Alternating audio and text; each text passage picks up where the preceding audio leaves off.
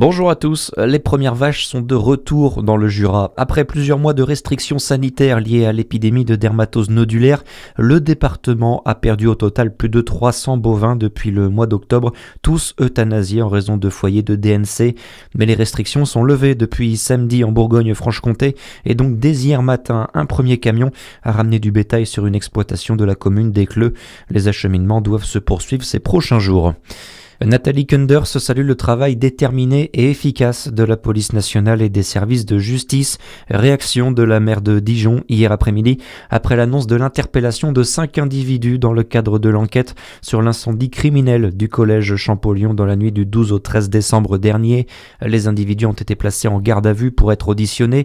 Il s'agit de 4 hommes mineurs de 15 à 17 ans et d'une femme de 27 ans. Un mort et un blessé grave dans un accident de la route en Saône-et-Loire hier soir. Un choc frontal entre deux voitures a eu lieu à Osselon, près de Châlons, route de Louhans. Les deux victimes sont 2 hommes de 45 ans. Et puis on vous en parlait hier, fini les produits sud-américains dans les cantines des collèges de Côte-d'Or. C'est l'annonce faite lundi par le département, une annonce qui intervient 2 jours après la signature du traité de libre-échange entre l'Union européenne et les pays sud-américains du Mercosur. Le département de Côte-d'Or qui souhaite réaffirmer son engagement auprès des agriculteurs et notamment auprès des circuits locaux, Adam Ferronnier. Oui, car dans son communiqué, le président du conseil départemental, François Sauvadet, rappelle que le territoire s'est positionné contre l'accord dès 2024 et le début des négociations entre l'UE et le Mercosur.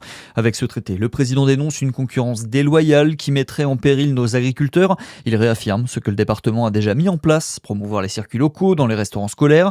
En 2025, 370 000 repas 100% Côte d'Or ont été servis aux collégiens.